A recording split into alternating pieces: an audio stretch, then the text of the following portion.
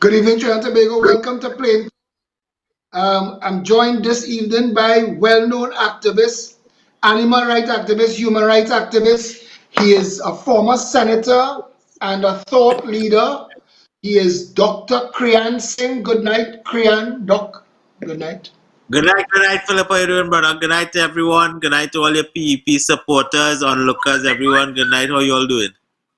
An absolute pleasure to have you on the show, my friend. You Thanks, are man, Philip. you have been a courageous light. I telling you this, and I don't bullshit people. You've been a courageous light in the conversation. Sorry, I'm running so late, and I want you to understand it was an argument about doubles. And we'll get into that. I will talk about all of that with you. Kriyan, you were in the Senate as an in. Yeah. What was your experience regarding the Senate? Do you think that the Senate, not that if it as constructed serves a purpose, but does it serve a purpose? Well, Philip, look, to answer that question, I have to give you my history of being in the Senate, right? Totally. Let me tell you why I say that. Because every time I show up in the newspapers now on the tips of the tongues of somebody, like they have something to say about my post or my Facebook post or my lack of political correctness, they will always use the term former independent senator. And even in your show, I am former independent senator, but I would like people to understand that before I was former independent senator, I was Kriyan Singh, citizen of Trinidad and Tobago. While I was senator, I was Kriyan Singh, citizen of Trinidad and Tobago.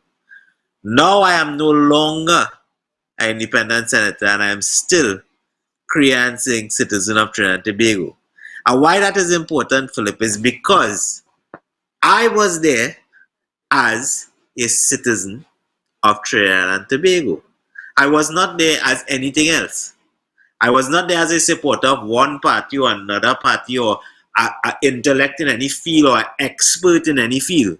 I was there as a citizen of Trinidad and Tobago, and that is something that many people have not realized. Many people say, well, we need an ordinary man to be a senator. People do not realize that I was their ordinary man. I was the man there who would just say what I had to say.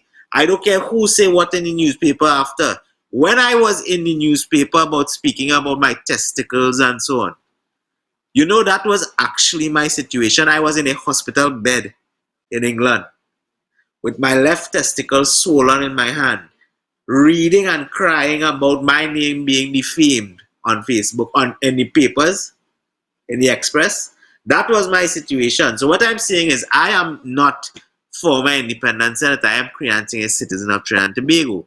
And when I was in the Senate, let me get to what you were getting at. When I was in the Senate, what I realized is that in the Senate, you cannot change anything. Because when the government comes to the Senate with an idea, they come driving that idea home. They already have the power to do it. Because they already have in the independent bench people who are chosen by a president who is not chosen by an independent body. Do you understand what I'm saying? So Understood. to get down to what you're asking, what is my experience in the Senate? My experience in the Senate is that it is a form of governance that is not suited to our country. It is a form of governance that we adopted from a colonial system, and that when we go there, we think that our senators, we think that our MPs are superheroes. They are not. A lot of Boss, us are just there confused as everybody else. boss, first of all, I want to tell you, congratulations for being the first person to bring up their own testicles on Plain Talk. I don't think we've had that before, so congrats. Take No, that. but it is to No, show no, no, how no, outspoken I am. bro. Because, I, because Philip, a lot of people, when they're, and you get a lot of brass, Philip, for cursing, right? You are cursing somebody because you have something against that person. You're cursing that person because it is the passion of Trinidad and Tobago that is boiling within you. The passion that your mother and father worked on the soil, that my mother and father worked on the soil. When we do that, is that passion? It's not that we disrespectful. It's not that we are not fit for office. It is that we have that passion that we don't care about political correctness anymore. It has not worked in our system. Where has political correctness gotten us, Philip? Bro, you laying a nice road for me. But I want to tell you something. My job to lay that road for you. But I am in complete agreement with you. So let's start from Uh, where we are. We're in a country where the land was seized by force of arms, mhm. and time passed, and people not who did not consult with the population went to represent the population to the kidnappers, the Queen and her Right. cohorts. And Dr. Eric Williams spoke on our behalf without consulting with us what he went there to speak. So the kidnappers and the new colonists negotiated to exchange us, the hostages, and Trinidad and Tobago, and they gave us a mock sham of a government system that does not work. What do we have that goes with that? That you always talk about, that you spoke with our former Prime Minister, Mr. Pandey, about recently. A constitution that also does not work. Everybody celebrates independence in our country. We get a holiday. We put red, white, and black flags all over. We put up all these things on the streets. How many people know what that means? Knows when we became independent and we have a constitution, what our rights is there. We now have a situation where people don't know if they're allowed to sell doubles or they're not allowed to sell doubles. You know why? Because that is in the constitution. Not only that, and this is what I was just trying to have as an argument with Richard Blaze. And I'll say this because I said last night, I mentioned in the show last night, Richard Blaze, I consider him an advisor and he's a rational man. So, Right? so a lot of law, when you read a lot of law, it tells you that it is written from the perspective of what a reasonable man would. Right? So the argument that people are making for Scott Fabres and Jerry Hadid's son, who are the owners of St. Christopher gas station, I think with some other small shareholders, but they're not really the owner of the fuel license. I believe that still is owned by the St. Christopher's Cooperative, and they have some arrangement that was put in place by Neil Gosain when the UNC was in office. I think Brian Sow, who was then in NLCB, had something to do with that. Again, my information, and I'm going to get more. Because putting Uh-huh. four doubles in a plastic container to sell in a gas station and call that an opportunity for Fat Boy. Because Richard told me, said he knows Fat Boy well. And to Fat Boy, this was an opportunity during coronavirus. And I said, how would Fat Boy feel if Slim Boy went and cut a better deal with St. Christopher's gas station, and then he lose the only avenue for him to sell his doubles, and he lost it. It's no longer a wonderful opportunity. He back home hungry. But didn't they allow the doubles to be sold in the end? The doubles is being sold in the gas station. But I want to ask of all the people who wrote the law, if the Uh-huh. 400 people used to line up outside the doubles box reach the lineup outside the gas station, what's the difference? Well, well, Philip, that is the question we have to ask. My thing is, right? How is it? Is the issue the doubles, or is the issue the social or physical distance when you buy it? So what you should be policing is not the food, but is the people. You realize we have police food. We are in a country where we police plants and we police Boss, food. We don't I police make people. I'm making an ass of that law, and I'll show you why.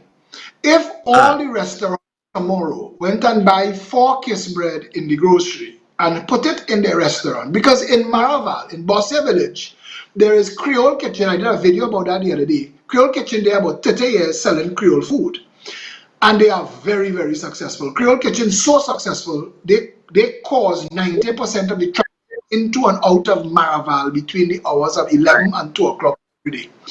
Creole Kitchen. So Freddy's, who saw an opportunity, came and opened a branch of Freddy's Bakery next door, literally next door to Creole Kitchen. yeah, And that's the way it they're is. not a bakery. They're not a bakery, they are bread retailer. Linda's are all bread retailers. They don't bake bread in those stores. Bread retailers, and they are not bakeries. So the law is allowing bread retailers to open and sell Food and bread retailers are not listed.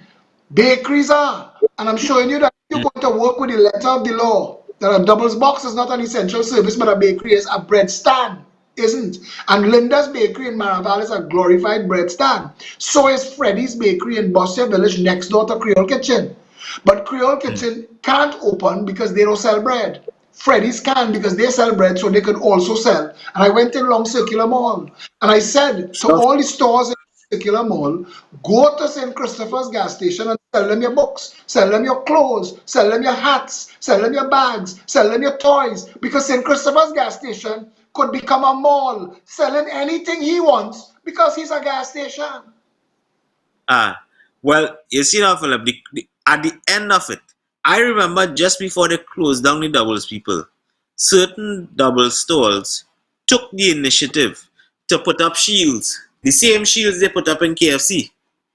To put up Yep. shields and say, and the thing is, I looked at it, I said, look how smart and ingenious the doubles man was to already start taking the initiative to do something. Now, as I said, the problem is not the doubles man, the problem is not the doubles, the problem is not the food or what is being sold. The problem is the people who buying it coming and lining up, right? Now, again, it comes down to, are we going to police the seller or should we be policing the people who lining up? The police and the people in Marabella Massey today and Shoguanas Massey today, there were no masks. There were people all up underneath one another armpits like they were in Gregory Aboud's store in Queen Street in town. We have a law. The problem in Trinidad and Tobago is we have non-functional law and a dysfunctional government system, and that's what we all need to discuss. Because the So, doubles vendors are victims here. The doubles vendors. oh, no, Any definitely, any definitely. argument they raise, the plastic containers, all the people who defending the plastic containers know we cross a critical juncture in plastic pollution in the waterways In and wait, the sea. yeah. No, my thing is this. Look, today I get pizza from I see pizza home from, by me from Price Mart. So they have started back selling food. So it took the double situation.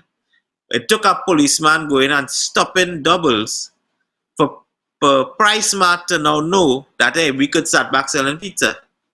If you are a hardware tomorrow, you could sell Mm. doubles. You could sell food. If you're a gas station, you could sell hardware. You could sell clothes. There is no limit to what you could sell. Mm. Everybody, now this is the secret that I want every Trinbagonian business person to hear me. Listed in the law of the things that are essential services is something called a discount store. Now it's not Right, yeah. described. I was following that with Gary today. With the So there's no I was listening right. to what Gary was saying about that. Right. So if there is no description of what a discount store is, all Mario's have to do is open Mario's Pizza and give a discount on their pizza. And it is now a Yeah. discount store. And I'm saying again, I'm trying to make a mockery of this bullshit law because it is important that we see that our parliament is so dysfunctional that it could make law. Our governance is so broken that it could make law that makes the police officers right and wrong at the same time. Well, that is without question because, as I said, when I was in the Senate, I remember there were certain laws, bills that were trying to be passed, and the argument over comma or semicolon, which did not alter the law, was more important than altering the law so that it was a logical, straightforward law, right? There, and these are the little things that you wonder why are the people who are there not are they oblivious to what is really happening outside, right? Take for example where we have somebody say, well, no, but no, there's no hunger outside there. There's no real hunger in Trinidad. And today, just before we started, today I see a fella on the promenade saying he have no more money in the bank account, showing his bank slip, and he come out here to see if somebody will give him some sugar for each run home. You know, I think it was it. it is laughing at the people of Trinidad and Tobago who are in a situation, no fault of their own. None of the people who are suffering here are people who went on any trips, Philip. This is something we have to realize. None of the people who are without food and hungry here today are any of the 20,000 people who went on a trip. I don't know if you Krian, know any of them. Krian, we have legitimized criminality in Trinidad and Tobago, and we've disguised it with names like government and justice and law enforcement. We have a serious, serious problem. I have interviewed a former prime minister. I have interviewed parliamentarians, present and past. I have interviewed a very respected jurist. I interviewed one of the most respected and professional law enforcement professionals in the region, and they all admit readily that Trinidad is not just broken, it is rotten, it is corrupt. It is It, corrupted it, at the top. Mhm. Philip, when I had to go and get my driver's permit after I became paralyzed, when I went to get my driver's permit, the law states that as a person who becomes paralyzed, becomes disabled, you have to give up your driver's permit. So I gave it up. I did the right thing. I got the law. I read the law. I gave up my driver's permit. And I told them, okay, I would like to drive a car. Right? This has been a battle I've had with license office from then till now, more than 14 years. For 14 years, sorry. And what they told me is, okay, you now have to come with a car that is insured in your name, that is under your name, to do the driving test with the hand controls installed. Now I want to show you why, because this is what they are telling me is the law. Now this is not in the law, but this is what they are telling me. They want me to go and get insurance without having a driver's license. The first thing you need to do to get driver's insurance is have a driver's license. So, and then what it got down to is the rottenness. The rottenness is, well, we could send you by a man by Prince's tongue. There are fellow out there who will make the hand control fair for $6,000. He want to weld two rods to our next rod and say that is a hand control, Philip, and charge you $6,000. That is how you grease the wheels, right? And Now, I am sure that the person that you're dealing with is recommending that person because they're going to be getting some kind yes, of yes, finder's yes. fee. That's how it works. That is how it works. Now, I when you see all these heavy T vehicles on the road, right? These Ford trucks and that are now registered as heavy T. Do you think that Dangerous. the person who is driving it went and get a heavy T license? No. I know there was an arrangement created for McInerney Motors. I was told that Well, if I say that on this show, Sabga will call JD Sele and send a lawyer named, what's his name, boy? Rudder, to write me a yeah, letter saying that I am a pre-action. saying any Olstons is bribing the Ministry of Transportation. So I can't say that. But the weight of the vehicle that are being sold to people who hold a private license, light vehicle license, exceeds the tonnage and should be classified as a heavy T. But we live in a country, Krian, where Trinidadians just tell you, oh God, man, why you studying that? I ain't to study. Right now, Philip, let me ask you this. We've had two different ministers of works and transport come out and say, if you know any instances of bribery or corruption in the license office, come and tell us. But this heavy cheating is still going on. How is this not picked up as corruption? How is it not picked up that you are giving a young lady whose husband or boyfriend is she can't walk properly in high heels. No, I'm not trying to be sexist here. I'm saying a real situation that I've seen with my own eyes. She can't walk properly in her own high heels, but she now has a heavy T license. Which means if one day she drunk and she wants to go and drive a truck, she can legally do it. These are things that we have to figure out the system. I'm not saying don't make it easy for people to own those types of vehicles. I'm No, saying I set don't it want right. I don't want to focus too much on the actual examples of where the law is an ass. My dean of Form 5, who went on to become the principal of Trinity College, Llewellyn Josh, the mighty short pants, wrote a song in the 80s and sang law is an ass. But the law is Mm. an ass and Tobago because the parliament is dysfunctional. The system that was created to operate Trinidad and Tobago, the manual, creates a criminal overclass that owns and operates Trinidad and Tobago. And until we could find enough people that want to stand together and challenge all of it, because the problem is to fix it, we have to get all the blacks and all the whites and all the Indians and all the Browns and all the Chinese and all the Jews and all the French and everybody to say together, you know what? I no longer going to vote tribe. I no longer going to vote race. I no longer going to vote religion. I'm going to vote country first, because the minute you do that, you have an opportunity then to fix all of this. And people that Well, tell me, study it. I just want to say this one thing and I'm giving you your leeway. Don't study it. And I keep asking, if you see injustice as an opportunity, what will you see it as when justice comes home by you? and this is what I'm saying, Philip, right? When when I was a senator, right? Everybody, because of the things I would say, because I don't care about if you think I'm UNC, if you think I'm PNM, I want you to understand I am just a citizen of Trinidad and Tobago, seeing things as it is. When elections came up, the last elections, my neighbor and them hosted Razia, the former Speaker of the House, who was the candidate for our area.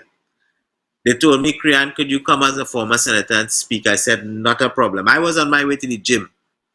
I went across there in my gym clothes. I greeted her to my community. I said, thank you for coming and so on. I stayed, I listened, and then I went to the gym.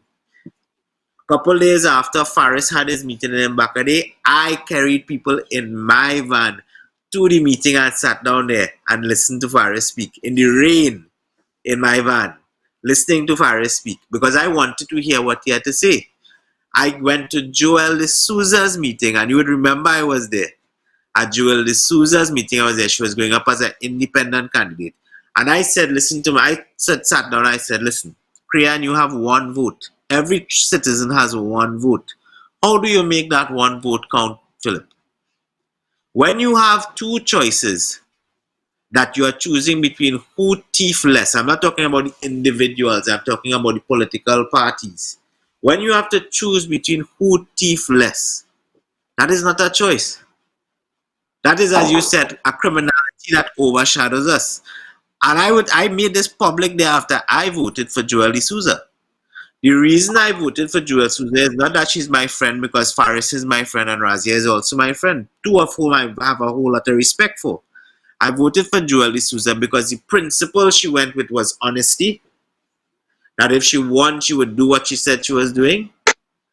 And thirdly, that she went up as an independent candidate with nothing shadowing over that she had to fill anybody else's pockets as a political entity over. And those are the kind of principles that we need more independent thinkers. I'm not saying we need more independent candidates.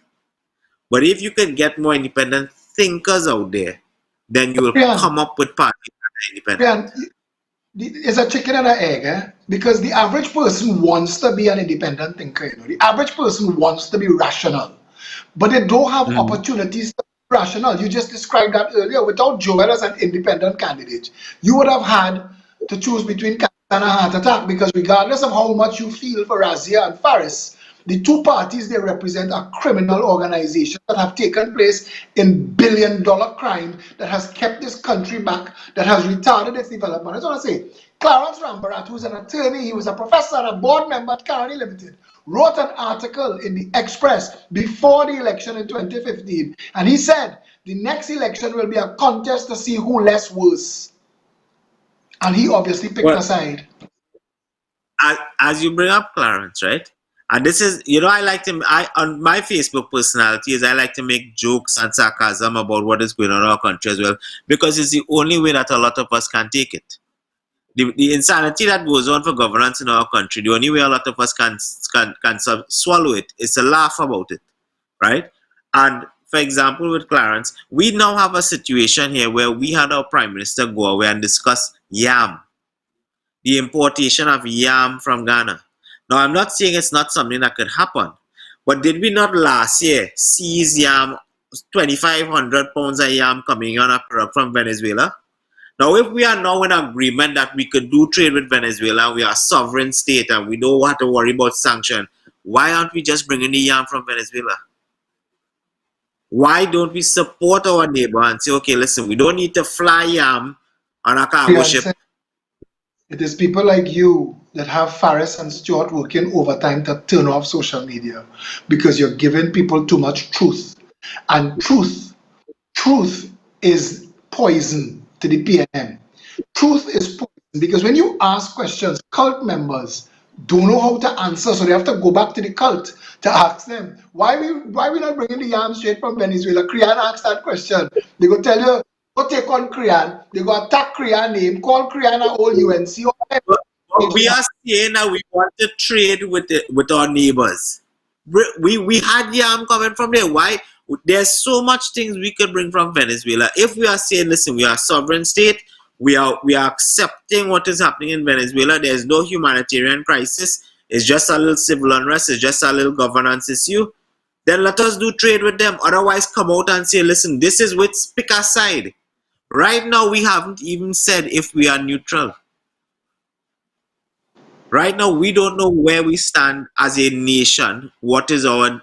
We don't know if in the future we are doing trade with Venezuela, because it have yam right there, Philip. Now I will tell you the reason I'm bringing up this whole situation is because I watched your program last night as well with former commander with Commander Hira, and I watched what you had after about protecting our borders. Now, Stuart Young has said that it is impossible to protect our borders. Philip, let me ask you a question. Have you ever been to Venezuela? No. Well, I have been to Venezuela several times, Philip. My dad, when he used to work in the 80s, when he used to work for Trinidad, the Caribbean Tire Company, I'll tell you why I say this. I've been to Venezuela, but then when I was 7, 8 years old, 9 years, it was a beautiful country. It was our escape to America in a place that is not America. I have What it has family in Venezuela. become now. My mother's father came from Caracas. That's where he's from. He was a Venezuelan. So I know I have family in Venezuela, but I've never been there. But fighting this fight have nothing to do with anything else other than knowing right and wrong. If we say, and you alluded to it earlier, the country Trinidad and But Tobago is so. I'm getting to the point about the border control issue. I have been to Venezuela through the illegal route as well, because I wanted to see how this takes place. So I have clients who come to me. I say, listen, Ole, I want to know how it's done. And I am talking, I've done it in the wheelchair. And you reach Venezuela in 45 minutes, Philip. And in reaching there, you see the Coast Guards that are passing, and when they know when the Coast Guard going so, you go so. It is so understood. It is a system that is so known because the system has not changed. There has been no change of the system. Right? And it is all done because our economy cannot survive without a narco economy. It is the reality of it. Look at our economy from ever since. Disagree. It cannot survive. It cannot survive. But we got independence at the same time as Singapore. Singapore was the prostitution capital of Asia. They had all the things that was wrong with the country. Singapore is half the size of Trinidad and Tobago. It has no oil and gas. Singapore has a population of 5 million people, and their GDP is 242 billion US dollars a year. They just eclipsed the United States of America as being the most competitive economy in the world. We, who have oil, gas, pitch, Trinitario, cocoa, the nylon pool, and all that drama, our GDP is 22 billion US, 10%. I want to ask you a question. How could Singapore, who have no oil, no gas, no pitch, no nothing, do what they did? And we say, us, Trinidad and Tobago, as fortuitously located as we are, as blessed as we are, can diversify outside of oil, gas, and cocaine? Because the answer is very simple, Philip. What is the population of Singapore? 5 point something million. 5 point something million Singaporeans. Okay. That is the answer. But they Because mix them. Trinidadian, Not black and do you Indian and that understand kind of what thing. I'm saying? I am not talking about race. I am talking All about right. a people. I am talking about Trinidadians as a people are not ready to be accountable for our country, And and that is because, we are and not that brings ready us to to, say the way our country is our fault. We are not ready to and say it's, that, Philip. no, but Lee Kuan Yew, who was the man who moved Singapore from being the prostitution capital of Asia and a drug trafficking country. When he was elected to office, he made some promises, he made some statements, he passed some laws, and he gave them as a blank resignation. He said certain things will take place in the country, and they're very serious. You heard Vernon de Lima talking about the speed at which they execute people Yeah. for drug trafficking. But Singapore is not just the most competitive economy in the world. It is a developed first world nation. It has the largest urban green space per capita in the world. Singapore on paper is the best country in the world to live if you are a law-abiding person. Well, there we go, Philip. You said if we are a law-abiding person, are, is every Trinidadian willing to abide to the law? Does every Trinidadian pay tax? Does every Trinidadian Is every Trinidadian not littering out there? Is every Trinidadian following the speed limit? Is every Trinidadian following everything to the law? The Because the reality difference, is we live in the difference between Singapore and Trinidad is a narco state. Trinidad is a narco state, and cocaine dollars has corrupted every office of state in this country. that is what I told you, Philip, because as I said, I went there with fellas or this boat, right? They weren't going to bring any drugs and stuff. But when you go and we slept in a mangrove for 2 hours in the mangrove because when you get to Venezuela, you're going up rivers in the mangrove and you are seeing pirogues with Trinidadians on it carrying cocaine, carrying cocaine. It's not no little bit of cocaine that Trinidad, the amount of cocaine that enters Trinidad is literally 1% or less of the amount of cocaine that passes through Trinidad. Okay, That but passes through. Venezuela in 2018 moved 40 billion US dollars worth of cocaine. 40 billion US dollars. And even if we only got 10% of that, that is 4 billion US dollars passed through Trinidad and Tobago. And don't make light of it because Trinidad, the reason our borders are wide open, the reason and Gavin Hira couldn't say it, and Vernon de Lima couldn't say it, and Basilio Pandey couldn't say it, that we have had government. Let me just finish this. Patrick Manning, you ask Gary Griffith, and Gary Griffith is an honest man. The term maritime security wall, Gary created that term. I know, I worked with him in when he was international security. Trinidad and Tobago is a narco state where the narco empires are so powerful that when Justice Scott did his commission inquiry into the drug trade 40 years ago, that inquiry was thrown in the dustbin. We've had They, and they pay money for it to the Philip. We paid money for it to find out what is going on, and then we say, okay, we don't care what's going on. We say we don't 1.4 care what's million. going on. You think But 1.4 let me million ask of you, us? Philip, to this day, I'm 37 years old. I have never actually seen cocaine, you know. So then, I have never seen. if 1.4 million of us are not in the cocaine trade and a small handful and their empire and their corrupted public Let's say 1%. servants, that Let's say is, 1% of the population. Let's use so the why term the 1% of the a lot of people frightened by when you use the term 1%. So you gotta use something else. But if the 1%, meaning the mathematical amount of 1%. Not we are referring to from the moment anybody. they will say they're talking about Syrian people, I know as a half Syrian, they tell you the moment you say 1%, But we have less than 1% of Syrian people in our country, man. We can't. 5,000. That's what Peter George Sr. said. But I don't like to lose sight of what I'm telling you here.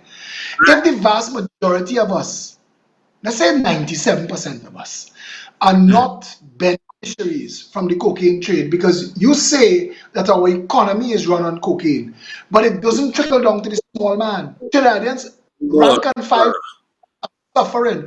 Our dollar is valueless. If the vast majority of us do not benefit from Trinidad being a narrow state, in fact, live the lives that we live in squalid desperation, this violence, all this murder, all this gang and thing, why we don't stand together and vote a government into office that will break the backs of narco traffickers and their friends in the public service, including politicians? Because have we passed law for party financing as yet? We've been promised law for party financing. Can't Have ask, we passed law? you can't ask me We a haven't question passed based law.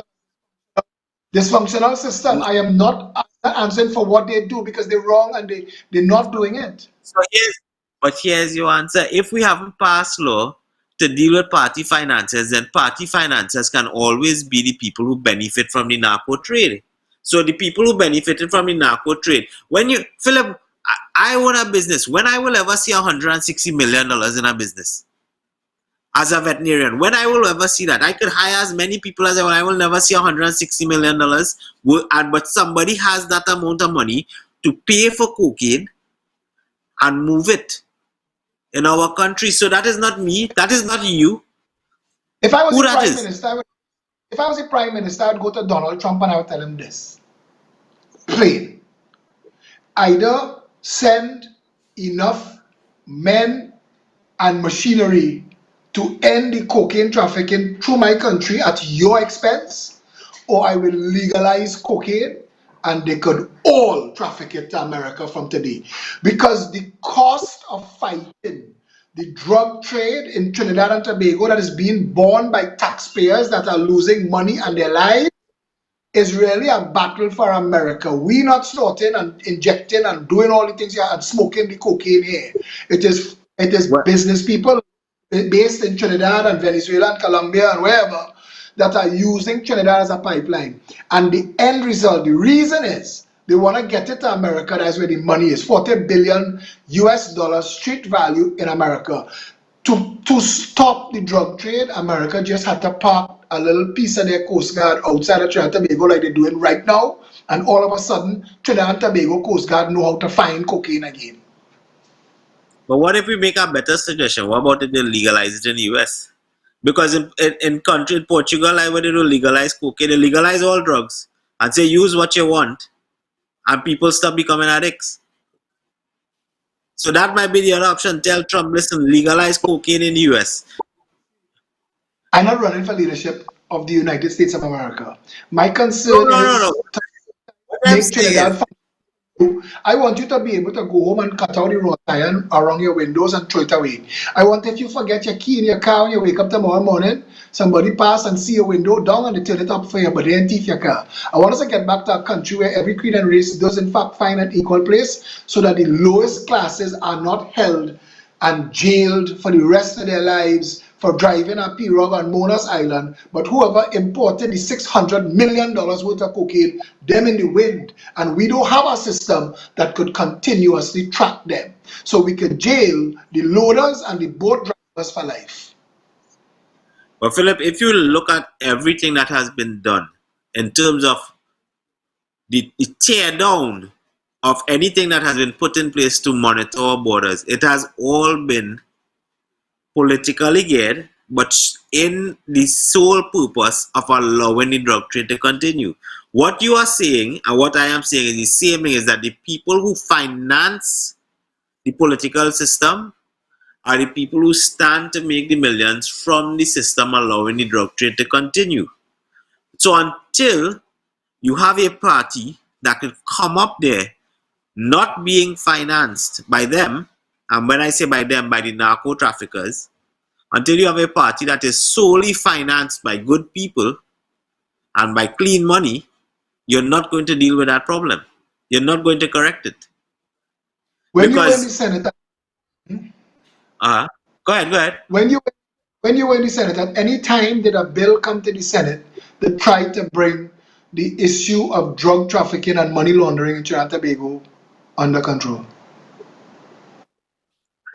Um, the only thing I would say that may have touched on it to some extent would have been maybe the bail amendment bill then, when the UNC was first bringing it. The bail amendment bill to remove bail for firearms and stuff, because they may have associated the link between having a firearm to the drug trade. But to say anything definitive coming up, I haven't seen it. But then So the question must arise, Philip. Who are the cocaine users in our country? We've nobody. always said that, Our, no. our, co- our cocaine sprangers, that's small money. 40 years we've known Trinidad and Tobago has been a narcotics pipeline. We've intercepted $1 billion in cocaine off the coast of Spain. I want to ask you something. Why no other Well, politician Philip, or you political said, party talks about this? Philip, you Philip, you said that those sprangers, but I believe that the cocaine users in our country are the wealthy, not the sprangers. I don't think that. I think the poor man. There are more. If you look at who they are arresting and so on, there are more poor men who would use marijuana as a drug than cocaine. Cocaine is not something cheap. You might have the crack cocaine and the spill off and all of that, Crack but you cocaine, have crack in these. cocaine is, yeah, that's how they interact with cocaine. But our consumption is not the issue. Even if all the people in Trinidad and Tobago were snorting coke, it still would make a blip of a difference. The market is the United States of America, the market is Canada, the market is Europe. Trinidad is a pipeline. That is the issue. Right. The issue is And Trinidad is a our, pipeline.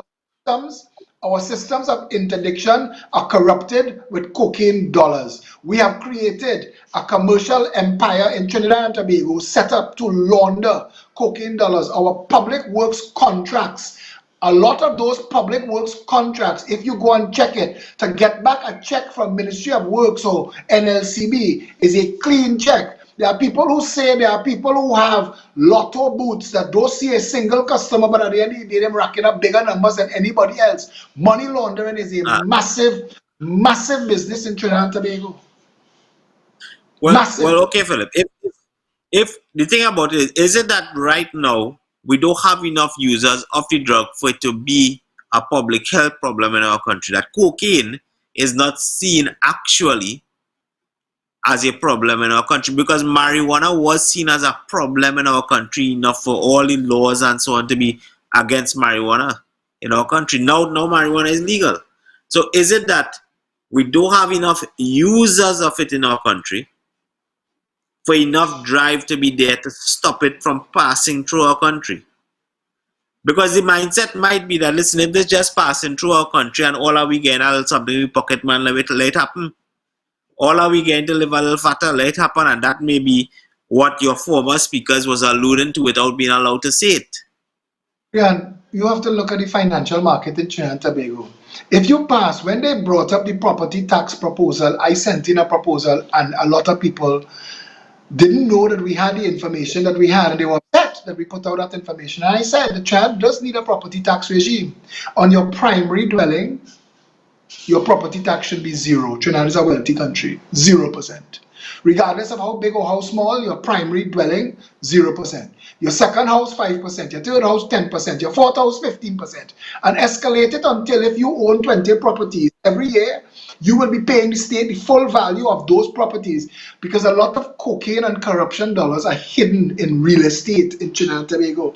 But our Attorney General is writing crafty laws to go after your money to see if you buy Tulum for $5 and sell it for 10 and didn't declare the $5 profit. But he don't want to see the criminal co-conspiracy that has used financial institutions and the real estate market in Trinidad and Tobago, the commercial sector, lawyers' fees, professional fees, real estate companies, fast food franchises. Trinidad and Tobago have more fast food franchises per capita than anywhere else in the world. We have money flowing through this country, and we came out of a recession that decimated us in the 80s. And by the 90s, we had millionaires and billionaires. Where all that money come from? I asked you a question earlier and it got lost. Asking you again. Why is no other politician or political party raising this issue when this is the most critical issue affecting Trinidad and Tobago right now? Philip, I think right now the most critical issue for everybody is coronavirus, right? And I think that allowed itself to mask the issue you're actually talking about there, which is really a major issue. Now, as to why none of them are speaking about it, again,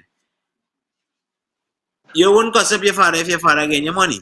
If your father is the person putting allowance in your pocket to go to school, you wouldn't cuss him up. Similarly, these parties are financed, and the financiers, who I don't know who are their financiers, you don't know who their financiers. There's no record of who they are how they are financed, how much money they received, you realize that you can go and that a political party can get a bank account.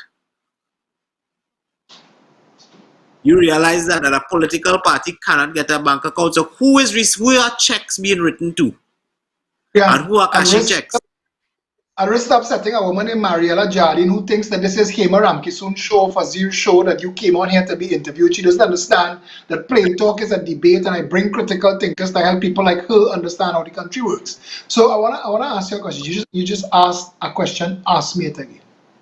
Ask me that Uh, question again, because there is an answer for everything, but we are not operating at that level in this country politically, because we sit down with our bag of popcorn to look and see who groping who today. We get distracted by tomorrow's top story, and we forget what was the top story yesterday. Trinidad and Tobago has been a cocaine pipeline, a narco state, a money laundering capital for decades. Why are none of the other political parties asking these questions? Why do Trinidadians not understand that this coronavirus and everything else that's happening are subservient to this? Our country does not work because our country, Basdeo Pandey couldn't answer the question when I put to him what you asked me just now. Why can't you register a political party in this country? Ministry of Legal Affairs has nothing like a and, political party. and and you are telling me, Philip, that a check is being written because I can't, unless it's a bag of money, that when they have to go and spend $100,000 on lighting, that a check is being written for lighting, and that money is being written in somebody's name, and they are cashing that check for $100,000 without any due diligence about okay how this money passed through this person's name.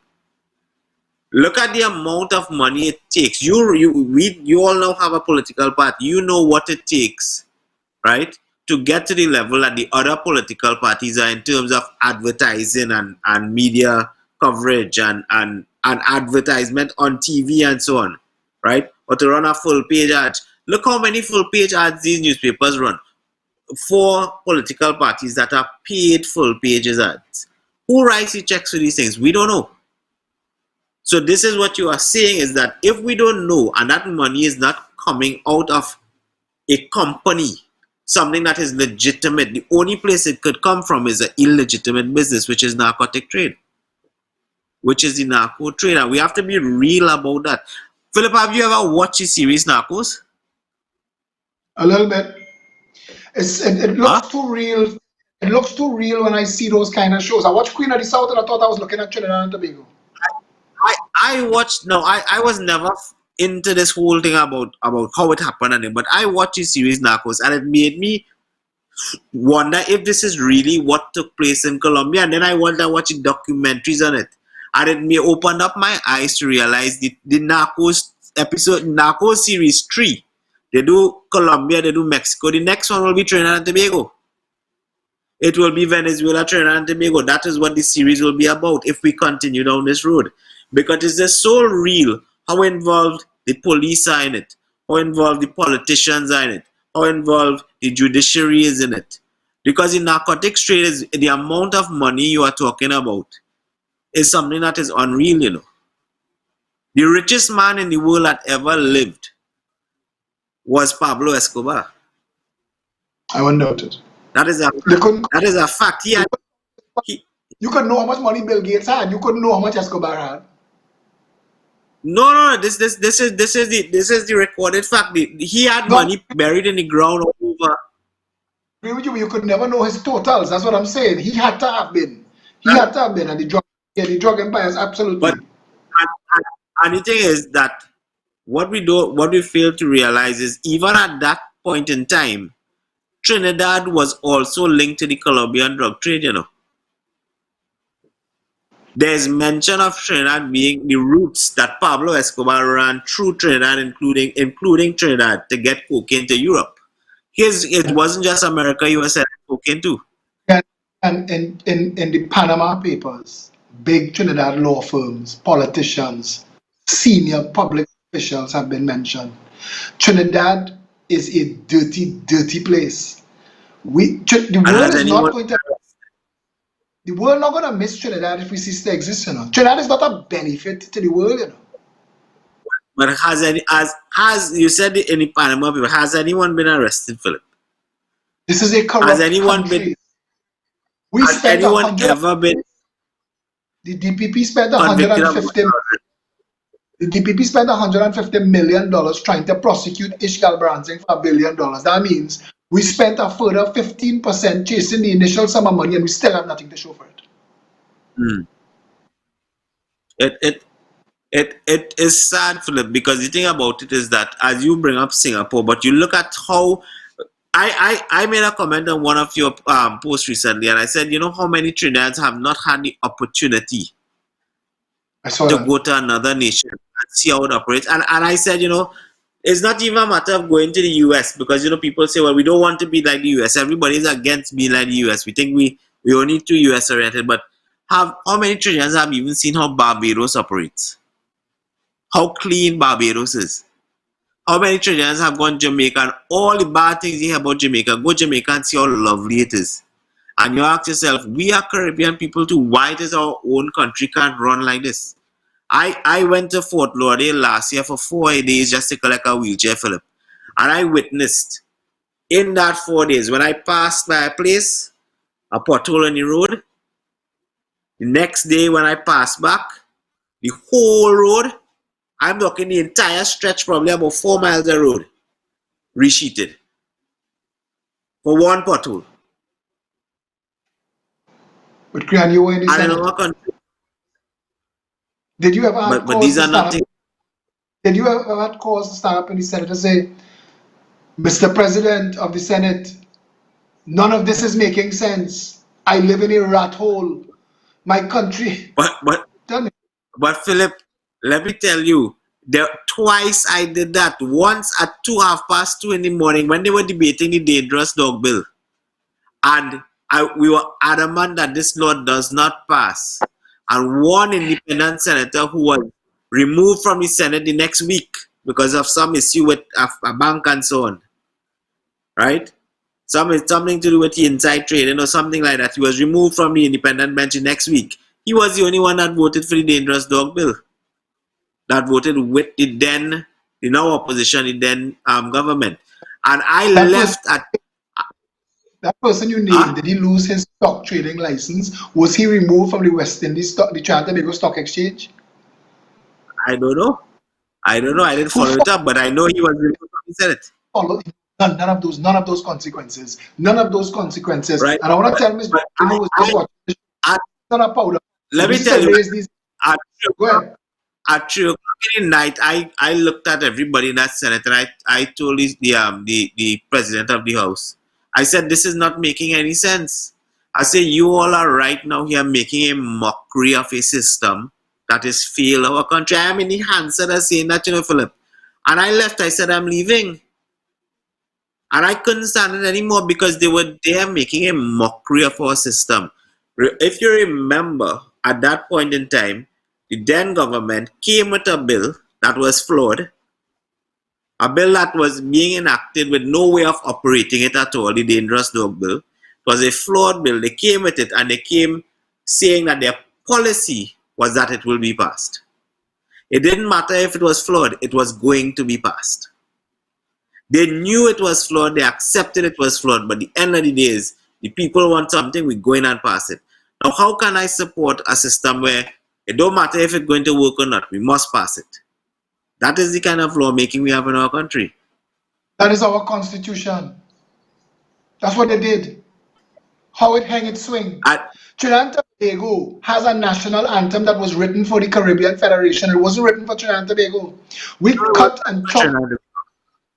cut and chop and paste the Caribbean Federation Constitution and call it Trinidad and Tobago Constitution. Nothing there was set up for Trinidad and Tobago to be independent. The entire thing has been ad hoc from the start to now.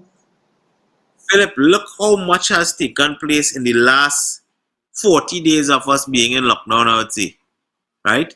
Without the parliament sitting, and laws that were being taken as this is the law, that is the law, we're not sure what the law is, that infringe on our constitutional rights. Yes, a lot of Trinidadians are just plain stupid because they think their rights are more important than protecting themselves, right? However, this was done without any cabinet sitting. And things that could have stopped legitimate businessmen, a doublesman, from earning a legitimate living. Right now, you Because you, have people who cannot because they can't legitimately earn. How can you arrest people for committing crime if you're not allowing them to legitimately earn? You are now putting people in a survival position. You are trying to institute martial law without having martial law because trying people to make out my there hungry. you're making the point, and I'm saying again, all of these are branches and fruit of the poison tree. When you think about it, Trinidad and Tobago, the entire construct that is Trinidad and Tobago is set up to fail. If you watch the interview with Bastio Pandey, and I would pay any kind of money to be able to interview Manning, Rowley, Kamala, Mm. all of these prime to see the level of knowledge they have as to how a country is supposed to operate and how this country operates. Because you realize that they don't know what is going on or what should be going on. And we pass it every 5 years, we pass the baton to somebody else to waste a 5 year chunk of your. When I ask Trinidadians, you see, when we people like you do it, Wayne Sturge, when you ask a critical thinking question, people stop and say, wait now. When I ask Trinidadians, we develop a water that catches the water in the mountain and wash it away to the sea. Nowhere along the way does it stop in a reservoir or retention pond. And for half the year, fussing about drought. The other half, we flooding and drowning the Because country. Not and the thing is, Philip, it don't take rocket science to say, well, wait, all we have to do is store the water. It does not take rocket science. But why are we not how putting the come money in that? Why how come why are we 48 not years why are we not why do we not have the whole system get towards that? Why do we not have the education system get to solving the water problem? Why do we not have the university get towards solving the water problem? Why that is not the whole project of our country for a little while to say, listen, we can't go on like this. We can't go on flooding and droughting, and people losing the whole house and everything washing away and things. Why can't we say, okay, we have an aim? And I'll tell you why I think it is. Right now, we are not in a forward moving country. We are in a country that is moving up and up and down to the same level all the time. 1 minute we UNC, next minute we PNM. So the PNM will bring up their side, the UNC will bring up their side, but in bringing up your side, the other side going down. And we end up just at the same level all the time. We're not going forward. We have not had anybody who has come forward and say, listen, and I don't when I say we have not had anybody, we have not had anybody from those two political factions who have come forward and say, listen, this bullshit is enough. Let us go beyond this bullshit. Let us go the beyond system was UNC set do up. this, so this The is system what was. we have right now. Let me Right just now, say what this. we have is regurgitation. Yes, and it was required. It's not that I need 41 people. I need 40 others. And we need to win all those seats. And we need to get past the race bogey. The entire system is set up to favor the deep pocket financiers and their puppet parties. And as long as you have control of the media and you can frame the entire narrative as African and Indian issues, and this is an African party and as an Indian party, then the entire politics comes down to that. A voting black or a voting Indian, and have nothing to do with the actual issues that affect the country. So 58 years later, we're not food self-sufficient. Our education system leaves 80% of our children behind. We have the highest rate of functional illiteracy in the world. We have 6 months of drought and 6 months of flooding. The country is broken. The average small businessman Now, doesn't know who to turn. refinery, and we have no oil refinery anymore. Keep that in mind. We no longer have oil refinery. So how are we going forward beyond here? How are we going forward beyond here, Philip? We have to We go know back to the and start. We have to go back and to August 1962 and redo everything that was done when they lowered the Union Jack. and Philip, we were trying to figure out about this narco economy we have here. Let me ask you something. How do you think Point 14 is functioning right now? A borough that only dealt with the oil industry. That was their mainstay. How are they functioning right now as a community? Where is the money coming into that community? How is, think about it. How is Cedros and Ikakas able to function right now? What is I keeping those learned areas alive? I learned today, and to answer your question in a roundabout manner, how unsovereign we are. I learned today that Patrick Manning's refusal to sign Ship Rider. Remember that? Remember the Ship Rider agreement? Yeah. Is why Patrick Manning was fired. And that Basdeo Pandey agreed that he would sign Ship Rider if they make him Prime Minister. And Patrick Manning was forced to call a snap election. And 1 month into office later, Warren Christopher came down here and Pandey signed Ship Rider. Remember that? Remember there was a meeting just before he called the Yeah. Mr. Manny was Yeah. in a meeting. Yeah, in Goodwood Park. So Yeah. yeah. Kriyan, past this hour, we passed our hour already and the conversation still running. And I want to tell you something. You have so much information to give. If you were to be given the opportunity to serve in a government right now, what would be the first thing that you would tackle if you wanted to fix Trinidad and Tobago? I think right now, Philip, what we needed in Trinidad is for people to have a vision about where they could go in this country. Because I think the average Trinidadian, when they get up in the morning, they say, boy, this is how life is and this is how it will always be. And I just need to get through this day and I need to get through next day. And I mean, I have employed people, Philip. As an employer, I have employed people who have come to me and told me this is what they saw their vision as. A day for today, a day for today. Today paycheck, if I get money in my pocket today, I could pay for today. Right? And that's why we have so many hungry people. And I would say, you see, education, and when I say education, I don't mean education, school education.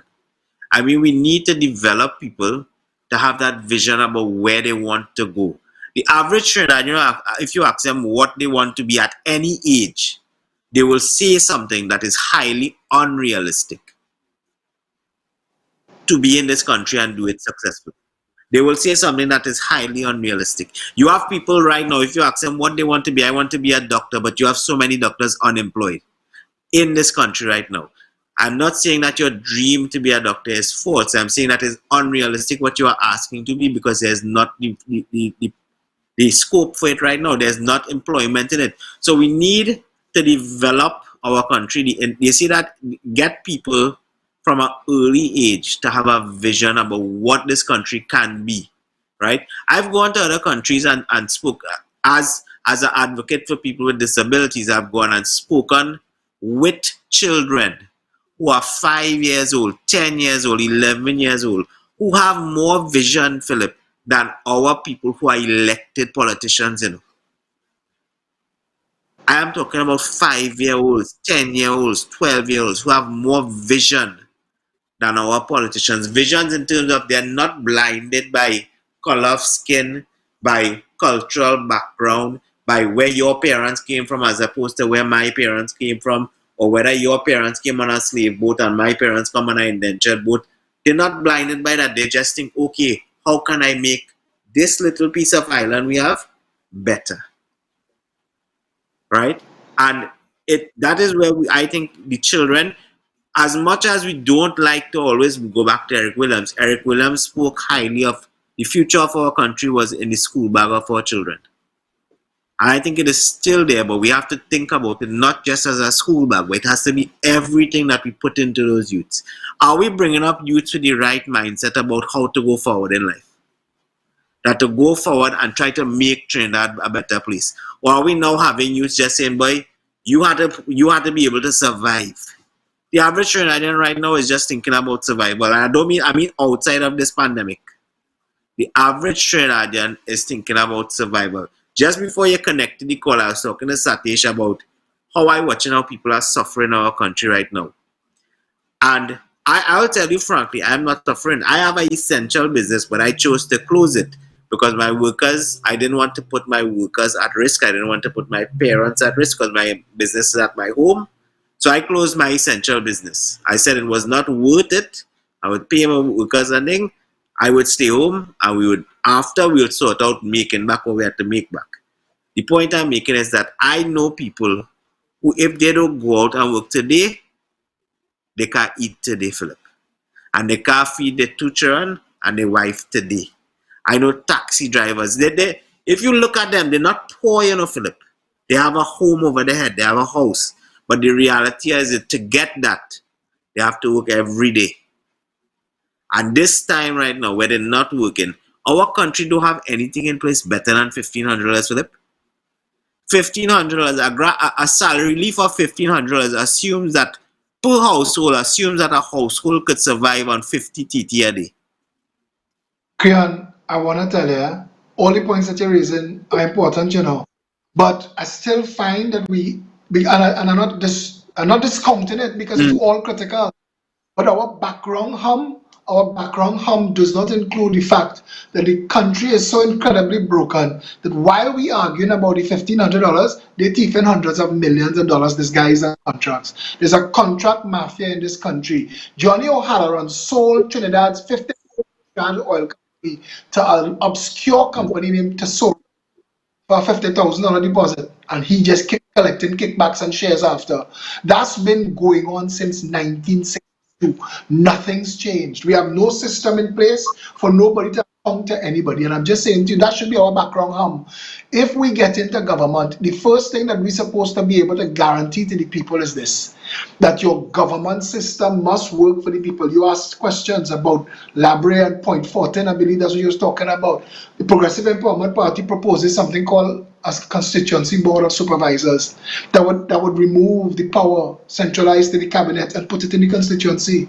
A supervisor for public works, public utilities, national security, education, and healthcare in each of the 41 constituencies, so that you in your constituency would know what road, what bridge, what sidewalk, what community center, what school, what fire station, what police station being treated with, how you get healthcare. We propose 41 24/7 healthcare facilities in the country to take the accident and emergency drama off the poor little hospitals we have. But it has to go deep and it has to go far. We need to make sure that when somebody's elected to the House of Representatives that they can represent people.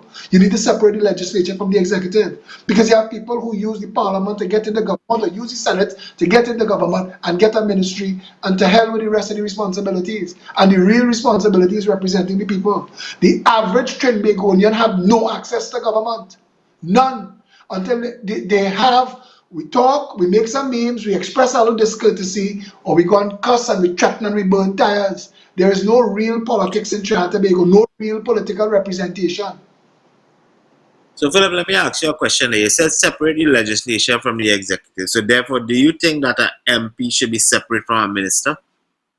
Never should an MP be a minister. An MP should only be an MP. Ministers should be hired to do the job and answer to the parliament. So, and therefore, a minister, therefore, should not be a politically aligned person. They should be an expert. Exactly. Right? They should not be a politically aligned person. In fact, a minister should be almost like a permanent secretary. Is that what you say? Well, the permanent secretary role in Trinidad and Tobago is about accounting, and we'll come to that when we're dealing with financing, because they create stopgap measures. But I want to tell you something. If I hired you, Krian Singh, let's say I'm creating the Minister of Animal Health. Let's just say I hire you as that.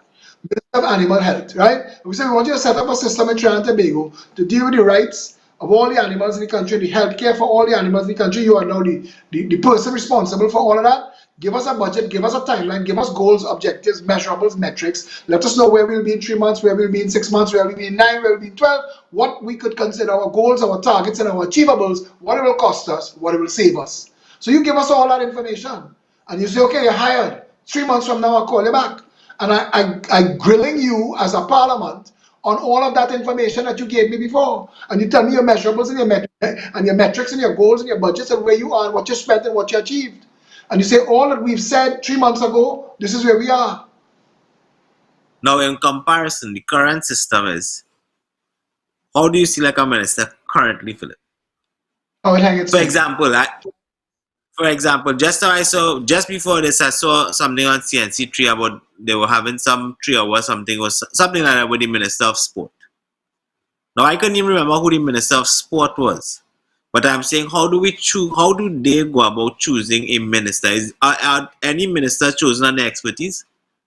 Ministries are used in Trinidad and Tobago to keep MPs happy so MPs don't cross the floor or remove their support from the Prime Minister. So if I make you a minister, Mm. your salary goes up 1,000 or 46,000 or some number like that, and you get blue lights and you get extra perks and you get people to order around. It is never about what you could deliver. Clarence Rembrandt has delivered nothing. Shamfa Kujo has delivered nothing. This next one, the Minister of Housing, I can't know the name, Gremlin, Frederick something, Mitchell, whatever, he's delivered nothing. Daryl Smith has delivered nothing except to the girls in the groups.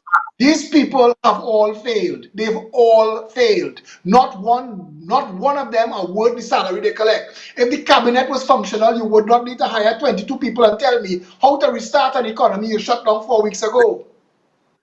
This is what I was saying. Recently, I posted on Facebook, Philip. Anybody remember the name of the other ministers? Or what else do? Nobody knows because they were Okay. so incapable or they were so unimportant in their field before that nobody knows. That's why we need 22 other people. Are you telling me that the 22 people who they are now employing or bringing on board to discuss the roadmap of Trinidad post COVID are better suited to discuss the rest of Trinidad than the people who are currently running our country?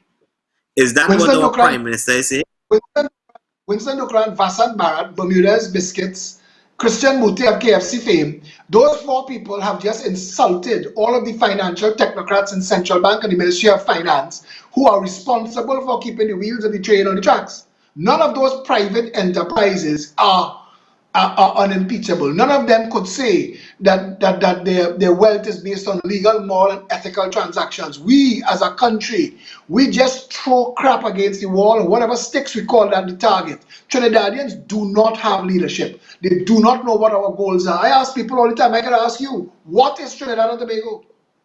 I can ask states in America. I can ask provinces in Canada. What is this province? What is this state? I can ask counties in England. What is your county? And they know. Nobody knows what Hmm. Trinidad and Tobago.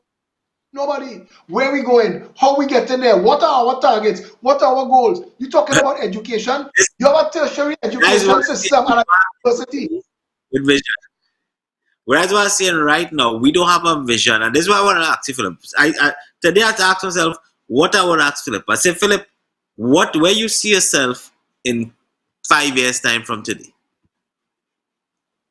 As Where a you really person, see yourself, oh no, where you see yourself entirely in 5 years, where you would like to be from today. And before you answer that, because you may have to think about it, why the reason I ask that is because the average Trinidadian does not know where they see themselves in 5 years' time. And when I say that, I don't mean as a person, I mean entirely where they see them going, where they see the family going, where they see the business going, where they see the country going, where they see they don't know where are we going to continue to get foreign exchange from. The average Trinidadian has no idea about that in the next 5 years. That has nothing to do with who you vote for, whether you're red or whether you're yellow. It has nothing to do with it. It has to do with the average Trinidadian is not aware enough about how important their vote I is want to answer you. to go out I there want and to make answer the you. right choice.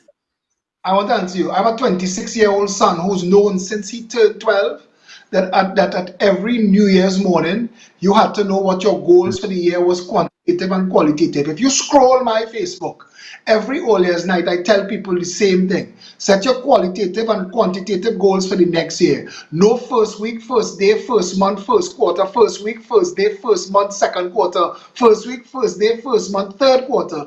All of the measurables of where you said that you were going to be for this year, what you hope to achieve qualitatively and quantitatively. And I have an absolute vision for my life. Today I was talking to Anna Ramlogan on the phone. He asked me, Philip, how you eat and how you live? And I tell him all the things that I do. He said, I never knew that. I said, no, because my personal life, my business life is separate from my political life. My political life and my activist life is me serving. Right? And I mean, Krian is a doctor, he's a vet, so you know that some of his business has to be vet business. But the point I'm trying to make to you is What you're talking about is a personal mission statement. And I asked somebody that 10 years ago and they didn't know what the hell I was talking about. And the fact that you do shows the level that you operate at, sir. No, Philip. No, I am. You're making the wrong statement. I am saying right now, I do not know as well where I will be in the next 5 years. In terms of Trinidad right now as a country, is not heading in any direction. We are not If heading we do not, up. We are not heading towards, and that is why I'm saying I, as an individual, and many other Trinidadians do not know. We are not stable enough as an economy in our country, as a governed country, as a nation. We are not stable enough for anybody right now to invest themselves into their own country. You know how much young people right now don't want to don't want to invest in a home because they're not sure about their own country, if it's a good investment. Those are things that right now the average Trinidadian does not know what is going to but happen in our country in the next I, year or 2 years or 3 years or 4 years. I tell everybody this, and I'd like to tell you this. That, and I mean, you Mm, could grill me, you could, if I had 10 hours, you could ask me a question about anything under the sun. We don't stop researching, and I don't stop researching.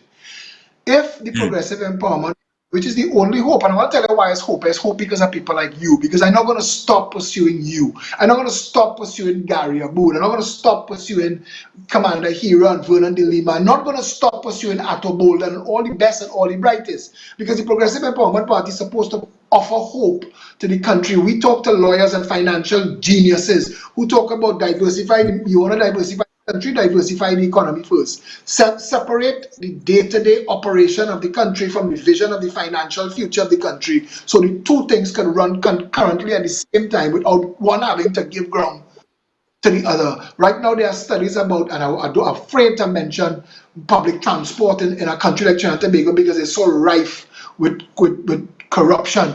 But boss, if the Progressive Empowerment Party does not win the election convincingly, I am leaving Trinidad and Tobago.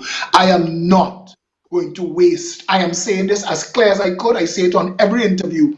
I am not going to waste another 5 years of my life under the puppet PNM and UNC being pulled by contract mafia people with questionable motives and operatives and money that they can't explain.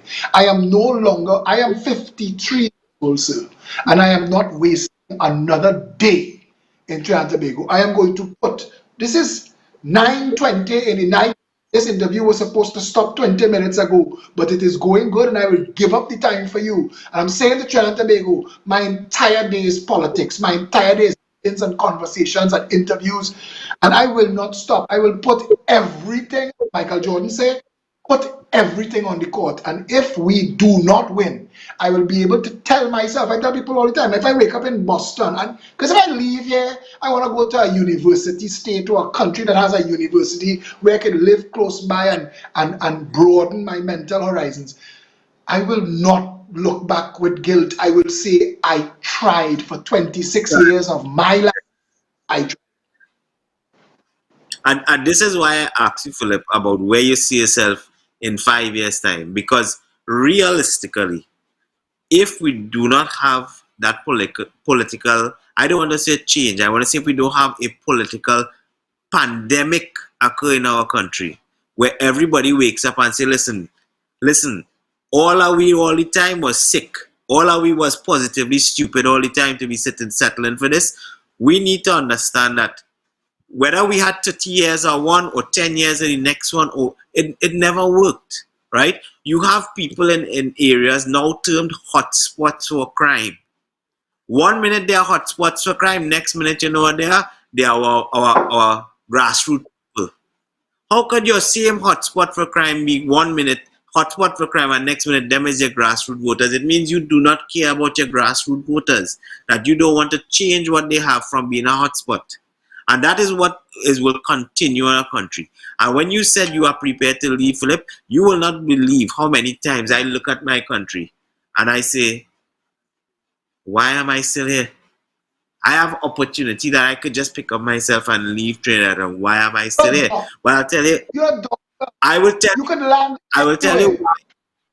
I will tell you why I'm still here, Philip, right? The main reason I'm still here is because when I go outside, I remember when I wrote an essay, right? When I was applying for a scholarship, I wrote an essay, and in that essay, I said that one of the things I want to do is protect as much of the wildlife in my country, and in so doing, educate as much people in my country about the wealth of their wildlife that they had.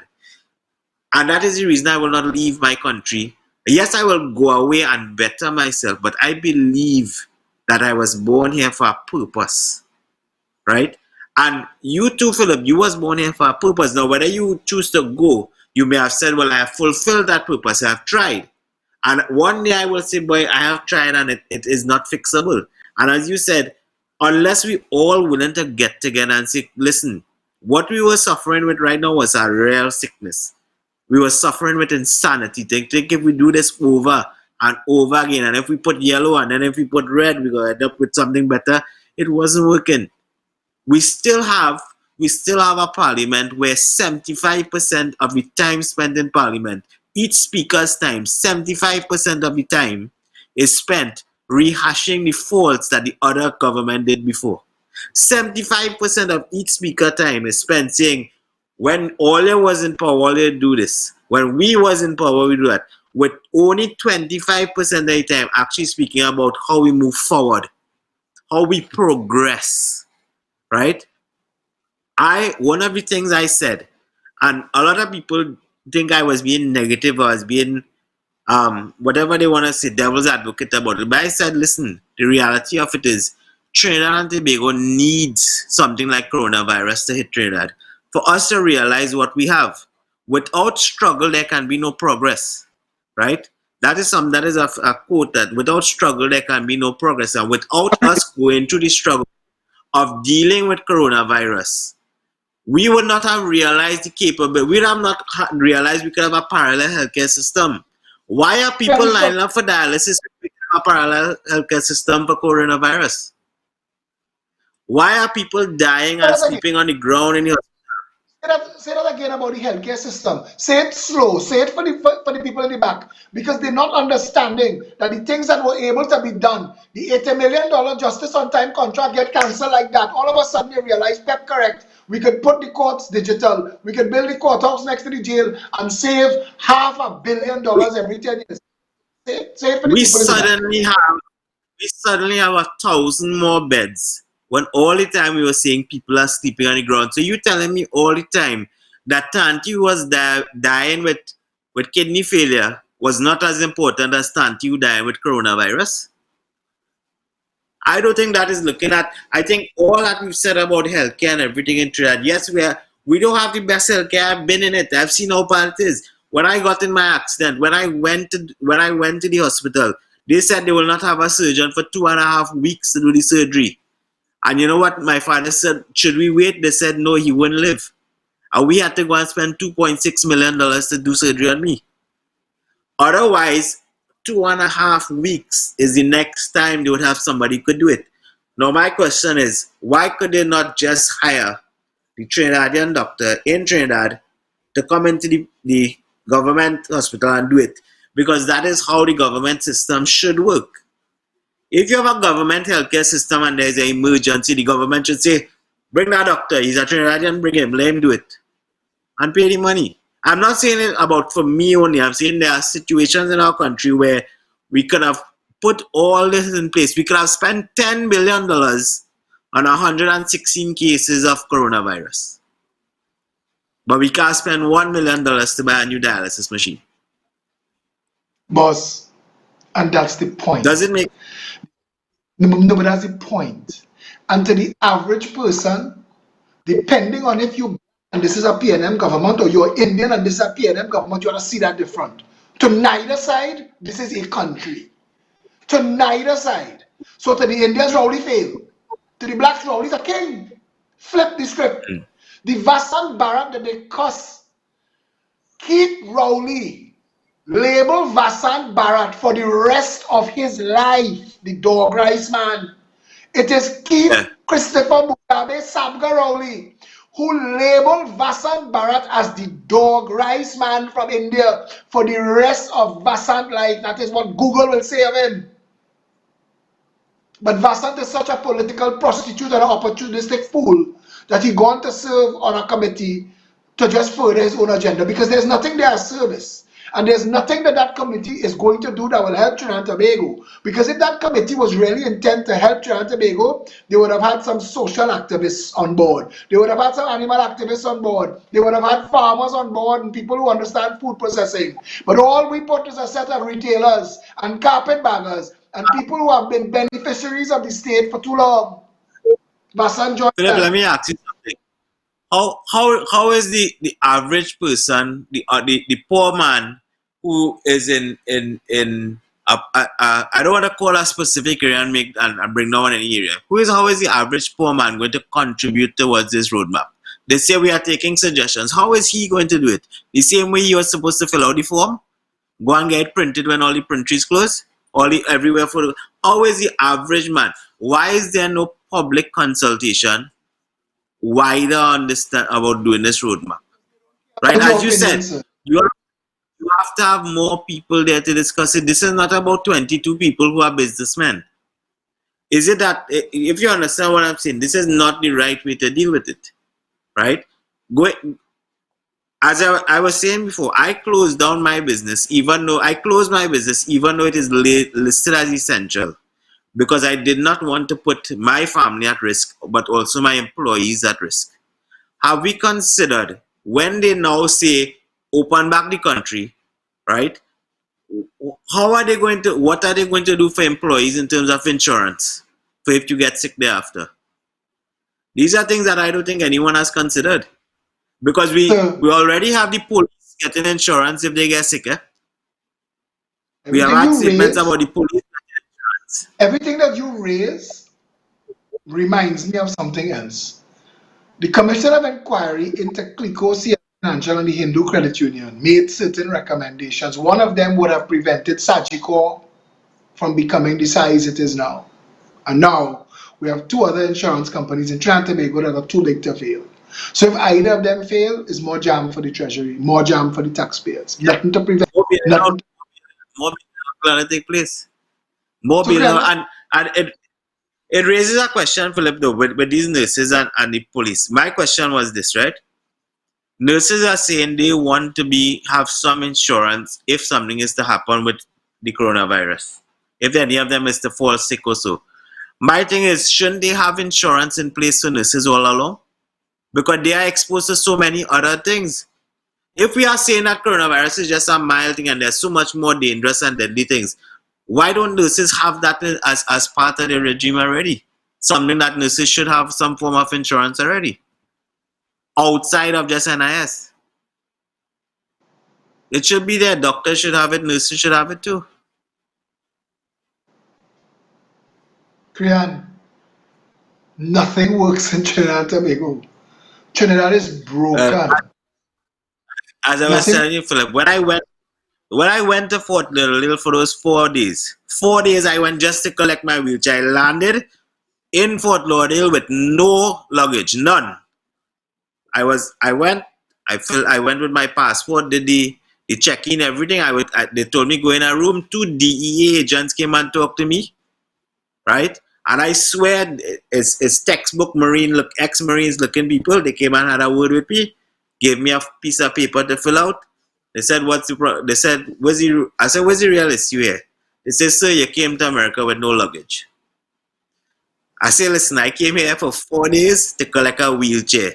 I go in by my uncle, I wear his clothes, I picking up my wheelchair, and I leave in your country. That is it, right?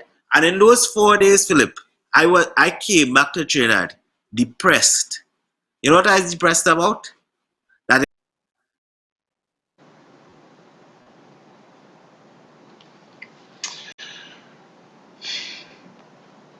Krian, we have an interruption. We're not hearing you. I don't know if you're hearing me. Satish, is this a permanent interruption, Satish, or are we getting him back? Because Kriyan Singh is talking about, and I really wanted to let him go down this path about what he's talking about here with his personal experience and as how it was dealt with. But we're not hearing him on this side.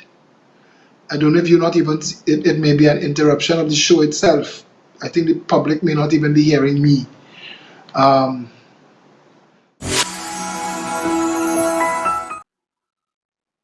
Testing one, testing two, testing three. I think we got an interruption there. A manic system failure. Satish, where we at? We lost Krian. I don't know if we'll be getting him back. Somebody with a goat mouth named Daniel Jackson had just said that this is the longest episode of Plain Talk ever, and I was going to let it run for as long as Krian wanted to talk because Krian has a lot to add. I'm getting a message from Pep Media Control, so let me just read that and see.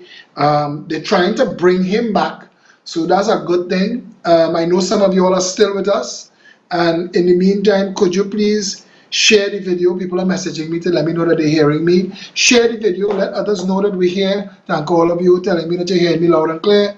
Yeah, we're going to run the show for as long as it takes tonight because Kriyan Singh is somebody who I see him as almost a brother activist and would like to give him as much chance to speak his mind or bring him back again tomorrow. Seeing Kriyan, you hearing me? Yeah. Go back on there, Philip. We just had a little cut on the internet there. You were just talking about your meeting with the ex-marine Right. looking went to get your wheelchair. Right. Take it back. So, From so what I was saying is when I came, I was there for a short time, Philip. But remember I was telling you about what I saw on the road. As a wheelchair user, every curb is accessible, Philip.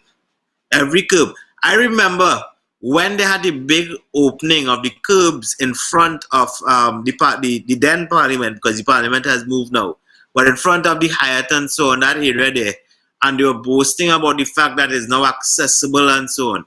Right? Do you know it's not accessible? It's a 4 foot, a 2 foot drop down into a drain before you get to it. Where they said that blind people could come and now use it and so on. But these are the and hire a lawyer and go and serve the state a pre-action protocol letter and sue the state and be able to carry the lawsuit for as long as it takes because you'll win. And when you win, the court will award you and it will award and it will order the change be made. But 10 years would pass or 15 years would pass. It would have pauperized you if you're still around and involved. And that is the insanity of Trinidad and Tobago. Somebody got paid to put a sign outside Piarco Airport and they put 9 languages above the parking garage and one of them was Braille. And I was wondering if blind people supposed to climb up and but that was done. But brother, we can laugh at these things, but we have to stop being popcorn eaters or tire burners or meme makers. We have to now become civic-minded patriots. The reason countries like Iceland and America and even Rwanda is working right now is because the people of those countries are taking their country very, very serious. We take our country as a joke. But Philip, right now, if you have to do what you are saying, you know what's going to happen. You spoke about it at libitum on most of your thing. Right now, anything you say, the police cannot help you to find the information, and you will get hit with a defamation lawsuit, and you'll end up losing your money. That is what is happening right now in our country. We want whistleblower legislation.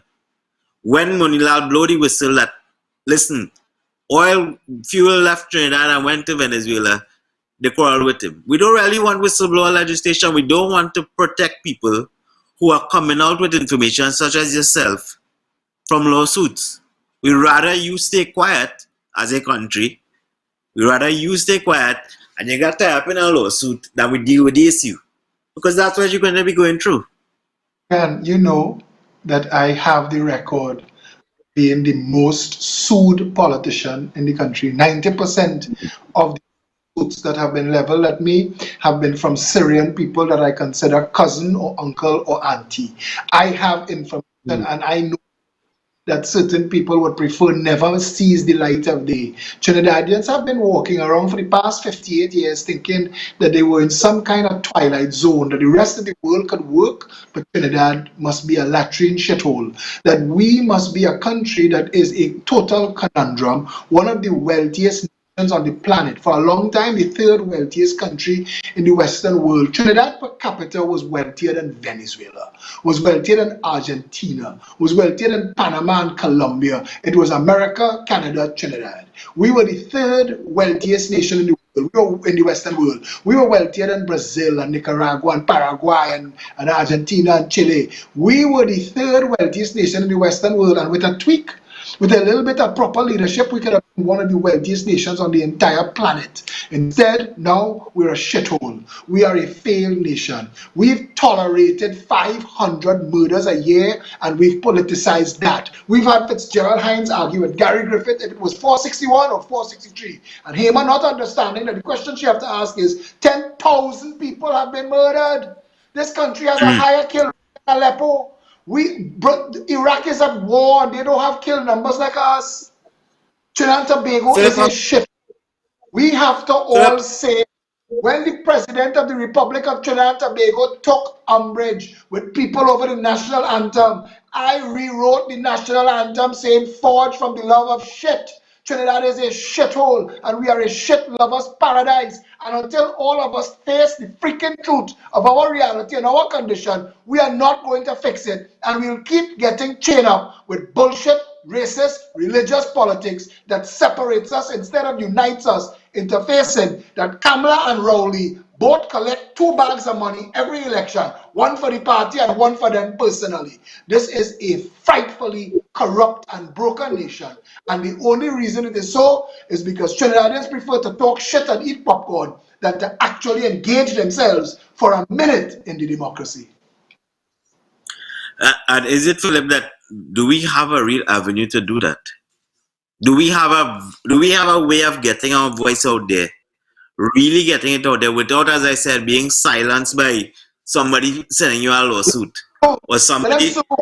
Treat their threats, 9 lawsuits, let them sue, let them send their pre-action protocol letters. Create nothing in this world that was ever fixed easy. This is not going to be an easy fix. We're talking about billions. We're talking about billions of dollars. I spoke to somebody today. I said we have to assemble the Avengers. That's what I am calling to order every night on Plain Talk. You are an Avenger, sir.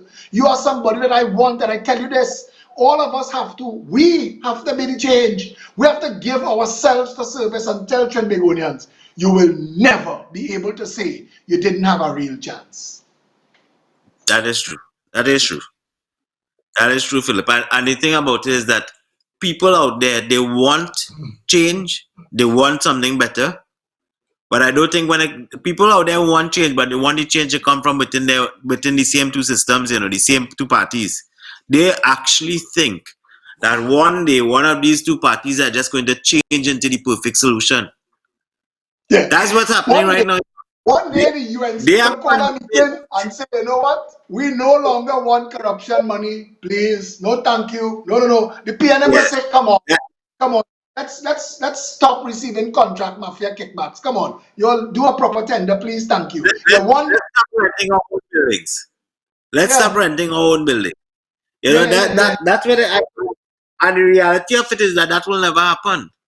That will never happen. Some business people, wives, all of a sudden are the pinnacle of business in Trinidad and Tobago. If you do a police investigation into the wife of every politician in this country, the women's prison will be packed with wives of politicians and the corruption that they have engaged in, from pressure washing to gardening.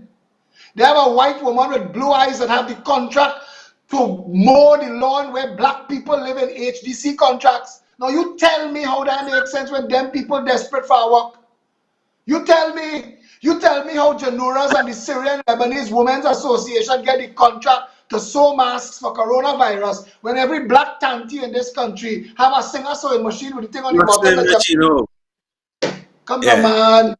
Come down, they vex. They don't want Philip to talk. Michael Moses and Gerard Aboud, and the next year they have him Johnny Whoops, who snorts so much cocaine since we small. He must be rotten brain. The brain must have more potholes than the road. And these people want to give me talk and bad talk me. When you talk about it, brother, nobody's get more attacks and hits than me. I stand up here every single day. Every morning I wake up is right back into the front line. because I fight both sides and I fight their finances and I bring information into the public space. There are people in public life in this country, brother, at the highest level of public service, not just politicians, not just prime ministers and ministers and MPs. There are people in places in this country that are wearing high functioning gongs right now. That if you did a proper commission of inquiry in this country into the drug trade and white collar crime in Trinidad and Tobago, we would run out of jail space quickly. This is a But broken. this is why I was telling you, Philip, that if you watch that Narco series, it may sound like the thing about it is that if you watch it, forget about the storyline. You watch it to get a grasp of how involved the politicians are in that trade, how involved the judges are in that trade, how involved the police are in that trade, how involved the lawyers are in that trade, how involved everybody is in that trade. And the thing is, you are in that, the trade is so interlocking that when the money starts to flow, they don't know how to switch it off. They don't know how to switch off the money. The only way to switch off the money or to get out of the narcos trade is in a box, you know. There's no other way to get out of that trade. And that is why in this country, when you have so many of our young men dying, right, our murder rate is higher than our coronavirus infection rate. That we are probably the only country in the world that have a murder rate higher than the coronavirus infection rate in the whole world. Well, our So I pandemic is not coronavirus. was to say that I said China Big is one big lie. Our whole Our coronavirus is like pandemic is opening doors.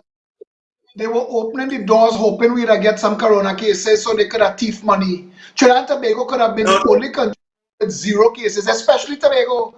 By March 20th, when they had their fourth news conference, Tobago still had no chances of having coronavirus. You could have shut Tobago down cold and you would have had one spot on planet Earth with zero case of coronavirus. We bring in 50,000 people for Carnival right after we declare a national health emergency, and then 20,000 after, and not one person was made quarantine or the test. question is, but Philip, the question is, why did we do it? Why did we, or why on January 30th or 31st, they said, listen, this thing is a dangerous disease, right? We proclaim it. Why did we allow the borders to remain open for Carnival? Because Carnival doesn't make $10 billion. No, Carnival I does was not profit us $10 billion. I, I watched Jules Sobian. Now his father was an attorney general in this country that hung a man committed murder.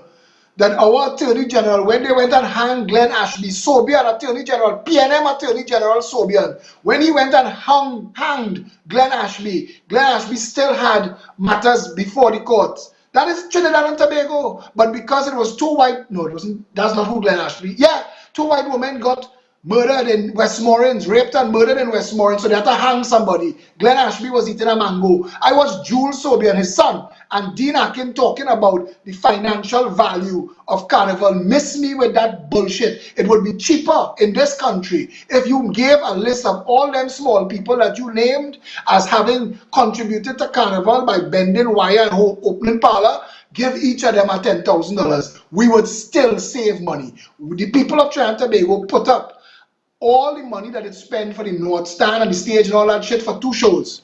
And the people who get to operate the shows, they get to take the gate and make the money. Carnival is a complete con job. It benefits nobody but the people who are in Carnival. And my question is this, Philip. $10 billion. I saw that how much you say it costs us, right? 10 or $15 billion or something like that, right? Is that what we're going to profit from Carnival? Could we not have closed the border? Now, everybody is saying that coronavirus is not in the country. When I say everybody, we have heard the minister and the CMO and some of the other people on the presentation say coronavirus was not here for Carnival, right? My question is this. If it was not here for Carnival, it's not the issue. My question is, seeing what we have now, if we had closed the borders when you all had proclaimed it, and say we can have Carnival, but let it just be Trinidadians having Carnival in Trinidad, nobody else coming in, could we not have been a coronavirus-free country? If we had done it, then was it worth the amount of money we are spending now? Was it worth closing down the economy for But Carnival? sir, they're talking about Carnival next year when we're talking about learning to live with coronavirus in the next 2 years. So what is They say no being already. outside recommending a social distance wine that you stay 6 feet in front of me and I wine and the mum say, that's what Dean Akin suggested. How are you going to have carnival and social distancing? Are you going the whole thing going to be masked with bees and feathers? We can't social distance when we line up for food, Philip. How we go social distance and wine? Into It is you, impractical. they are big men and women in this country, rational thinking human beings that don't give a damn about the frontline workers. They come outside, they stunt, they give you $20 for your ad, and they stunt, they come out to clap for the healthcare workers, but they don't mind putting those same healthcare workers at risk outside Massey and Super Farm and all places. They're not actually doing a damn good job of social distancing. Dave Lux and other people asked today, if the masks working, why we still have the stores closed? And if they're not working, why we wearing the blasted masks? The entire thing starting to come across like a farce and a lie, and these people have no idea what they're doing. If masks are working, then put social distancing in place and start back with the blasted doubles box. Because I will not stop fighting until the doubles man get to open back his business. Well, Philip, this is the whole thing, you know. Have we discussed training Trinidadians to social distance? We just come and tell Trinidadians, listen, all you have to social distance. The average, and we've come and say, listen, you all have to know what is all your new normal and stuff. I think they have to have, employers have to train their staff about what social distancing means. Right? You can't have social distancing and you have a lunchroom and everybody have lunch at the same time and sit down laughing in the lunchroom. Right? I already look in my little clinic here. I've already decided that at any one point in time, no two people must be in the same room during the day unless you all are actively working. So unless a patient comes in and two of us are dealing with the patient, other than that, it have 4 rooms here, two examination rooms, a reception room, and a X-ray room. I think the 4 of us we could split up here. Nobody need to be around each other whole day because you've done it for a whole month. So I think the whole thing comes down to are Trinidadians able to actually understand what physical distancing means. I have watched when I the one day I left my home to go shopping, I went to Price Mart. Now when I got to Price Mart, they told me I can't go in, it's too crowded. I said, all right, no problem. I didn't want to say, well, I'm in a wheelchair. I said, no problem. I am fighting it down. You want me to come in? No problem. I left. I went Massey's store, they let me in. Now in Massey's store, there's the social distancing inside. But outside there are people leaning up on the wall. A man leaning up on the post, so a next man leaning up by he. People, Trinidadians have a way of leaning up everywhere and touching everything. They see something, they pass and they go on. I saw a couple going through a box of food coloring. And the man going through and he lifting up each one and he pull off his mask and he touching his mask and he touched the whole box of about 40 different food coloring in there. So how But do we Priyank, train our people about what proper social distance is?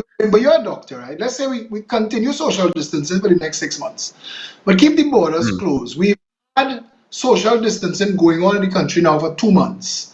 Our caseload of coronavirus is in negative now. Everybody's recovering. The 8 or the 9, I don't know how many died. They died. But everybody else recovering. They can send everybody else home. All the 33 that came back from Barbados, they've coronavirus free. There's a 14-day incubation. 21 if you twist the CMO one way is 21. If you twist it the next way is 7. It don't make a difference. Go with 21. There's no coronavirus in Trinidad. It can't be hiding nowhere at home by somebody when the German Shepherd knows. They have no more coronavirus. But still, wear your mask, wash your hands, social distance, open back the economy. Where's this But second have we wave been supposed to come from? Where is the second wave supposed to come from if there is nobody in the country infected now? There is no community spread. We've been shut down for 2 months and the borders are closed. If the Americans are here keeping the Venezuelans from coming in, Cedrus, where are we going to get a second wave from? Eric Mackey is a meteorologist who believes that coronavirus is hiding somewhere waiting to jump out and surprise us. But if it doesn't infect somebody and get incubated, it dies.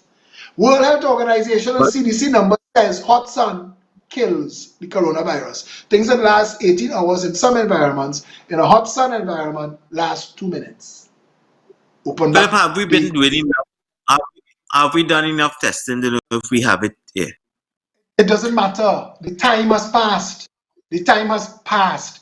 Even if 10,000 people were asymptomatic in Trinidad, passing it one to the other like a relay, one of them would have become critical every single day. You're gonna get one, that's the percentage, 1%. So you're gonna get 0.01%.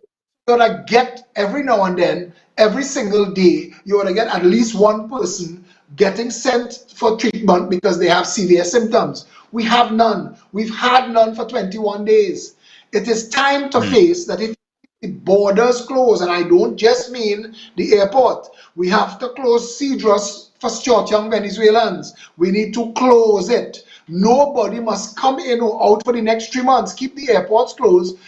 Put on your mask, social distance until there is no more coronavirus on the planet. But we're supposed to be able to say that there's no more coronavirus in Trinidad. Well, when we The only but we remember, Philip, we have two cases that they said that they have not finished the epidemiological investigation for. There was one I saw on CNC3. The woman said that she went to 3 places and they still could not tell her where out of those 3 places she would have caught coronavirus. and Where that's should the have point. gotten infected. No, but that's the point. What I'm saying is, if I give you a stick that lasts 7 days, that if you don't touch somebody with that stick, it will disappear. How did this person get it? You can't get it if it's Well, nowhere. It's a relay. well, then the question arises, Philip, is what you're saying about our sun, the temperature and so on. Does that then cause us to have more asymptomatic cases than cases that develop full swing? When Iceland tested their full population, half the population had coronavirus. Coronavirus, unless, and let me tell you something, the facts now are out there. Mm-hmm. 99% people who died from coronavirus were people above the age of 70 that had second and third symptoms.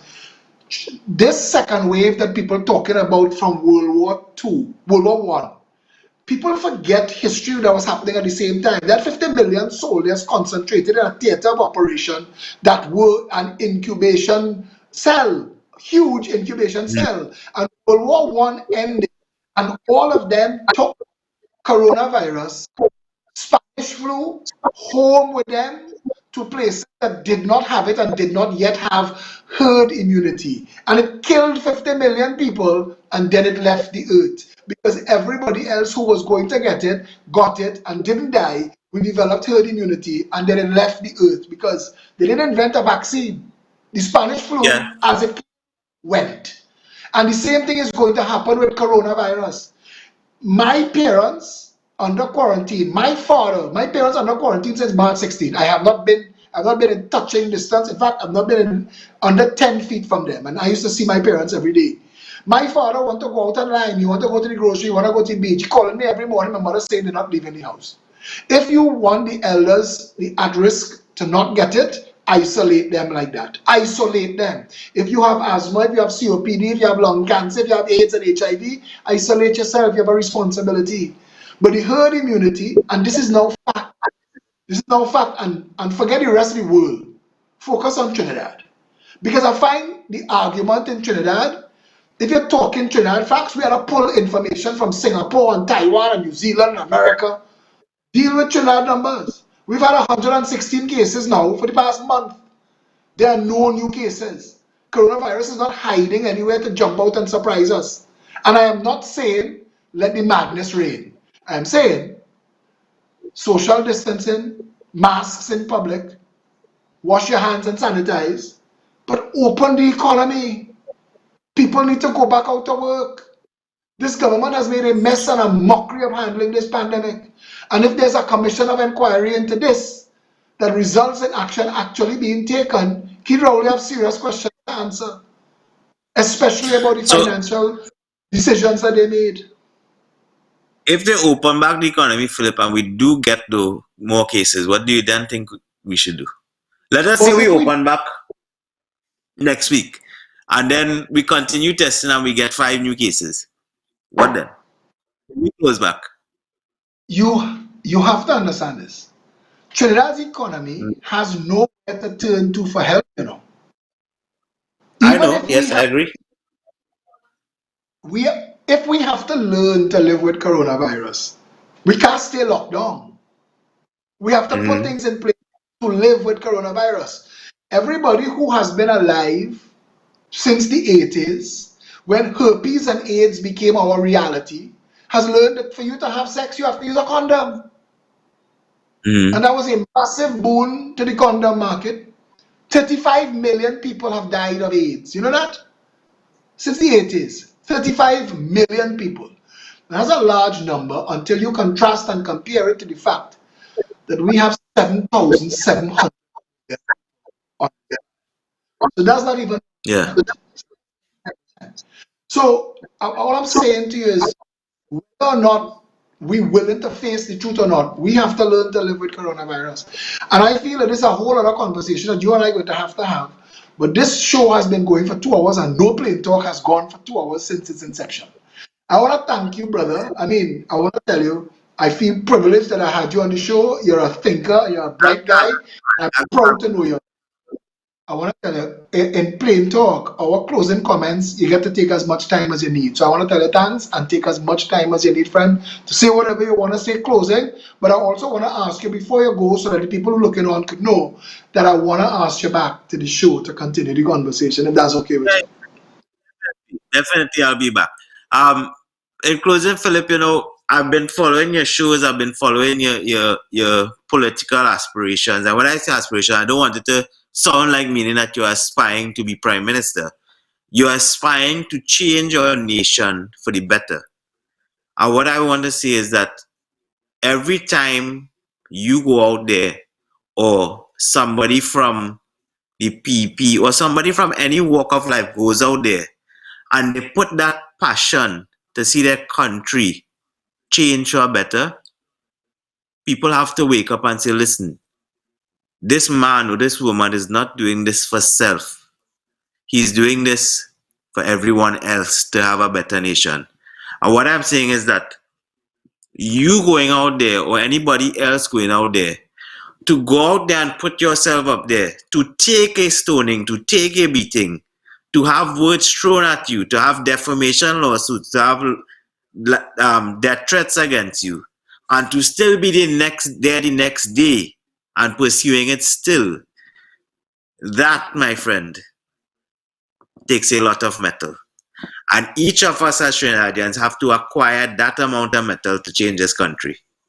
Each of us have to wake up and say, listen, if Philip could take stoning, if Krian could take stoning, if the next person could take stoning, we had to take some stoning too if we had to change this country. We all have to come out there and say, listen, we need to have a backbone and change our country. We can't just sit down and say, nah, boy, well, we can't protest so that we don't protest. So in closing, I think that is what I want to say, that all of us have to come together and say, listen, we can't always live in a shithole. And we can't have the rest of the world watching us and saying, that is a nice place, but you know what? It's a shithole. We need to come out of the shithole for it. We need to come out of the shithole. We need to make back our country. I would say I wasn't here to say if our country was beautiful. With all the grand stories I heard from my grandparents and my parents, I was not there. So I can't say, well, let's bring it back to that. What I can say is let's make it better than it is now. We need to make it better than it is now. We need to. I have no children, Philip, right? I have two nieces.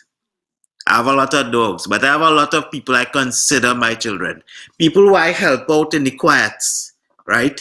Who people that say, well, wait now, Dr. Singh is a vet. Where his salary does go to? People don't understand how many people out there I have taken it upon myself to adopt and say, listen, I will send you to school because you don't have a father. I will make sure you go to university because your father or mother can't send you to university. And I do that because I think that if I do that, where I live will one day be a paradise. Indeed. So each of us have to have that metal in us and say, listen, I could take some stone in today so that tomorrow will be better. So that is the message I want to leave with us tonight. Thank you, my friend. Somebody messaged me during the show. I have a friend. His name is Gavin Bernard Franco. He's a Trinidadian. He lives in Canada. And he's giving me a lot of constant Mm. information. He said the problem is Trinidad have too many smart men and saga boys and not enough real men. And that's an absolute fact. And I like how you described it. I like how you Yeah, that is. brother. All right, When well, you Philip, finish, I hope you enjoy it. What's yeah, that? when you one really come to see how they enjoyed having you on the show tonight, eh? All the pen I'll members take and all man. the yeah. I'll take I I'll, thanks a lot. I'll say I'll come back. And perhaps when the social distancing is no longer needed, we can have it more in in the camaraderie that we are accustomed as Chinese to have it in a social setting where we have a drink or something, and we enlighten the people about these things some more. Maybe when we unveil you as a candidate in the election. But anyway, that's a conversation for another time. As I've always told you, Philip, you have asked me before about it, and I was very straightforward there about the positions I was in and the situations why I thought at that time it was not a good idea. But those things are not there again. Those obstacles are not there. So it is something to be considered. Thank you, my friend. Enjoy the rest of your evening. You too, Philip. Take care, man. And Trinidad and Tobago, that is where we leave you a 2 hour long bumper edition of Plain Talk. But I knew it was always going to be long because Krian is a guy that I want. He represents every man, and he said it. He said in the Senate he was every man. He was an ordinary man, and that's what he represented in this conversation. I wanted to have an ordinary man's perspective on a lot of stuff. And again, to the lady who may have stumbled upon Plain Talk for the first time, I am not a talk show host. This is a debate. This is a conversation. There will be crosstalk. If you're not accustomed to that kind of exchange, maybe you want to continue watching Hamer on the morning. This is not that kind of show. Krian gave us excellent fodder, things to think about. The exchange tonight was healthy. And again, it has to come down to all of us standing up for this country. Because listen, you could be wherever you are. You could be in Goodwood Park, you could be in Abbey Pujad, you could be in Embacade, you could be in Lopino, you could be in Palatuvier. Wherever you are in this country tonight, Caroni East, Caroni Central, Caroni North, Caroni South, doesn't matter. Rapai Village. Trinidad and Tobago needs all of us, every creed and race. Listen, brother Marvin sang, we are brotherhood of the boat. Yet all of us still fighting for we little corner of the boat. I come from Africa, I come from India, I come from Syria, I come from China. If you're born in Trinidad, jackass, you come from Trinidad and Tobago. It is time for you and me to start acting like I come from Trinidad and Tobago. I have ancestry from other countries. But my navel string, the placenta that connected me to my mother, buried in Trinidad and Tobago, this where I from. And if we all stood together and fought for this country, a handful of corrupt people, a handful of greedy businessmen and unethical lawyers and professionals couldn't turn Trinidad and Tobago into the shithole that it is today. We wouldn't allow it. We wouldn't accept it. You wouldn't accept it in your house. You wouldn't accept it in your family. You accept it in your community. You accept it in your country. See your brothers and sisters as brothers and sisters, one people under one flag. Tell all the politicians, including me, because I'm a politician now. Tell all of us, listen, when you come to me, you better know what you're coming to do and you better be coming to serve. And give me a plan that I can get on board with that makes sense, that sounds like it will help me. Be selfish with your vote. That is the only way to change Trinidad and Tobago.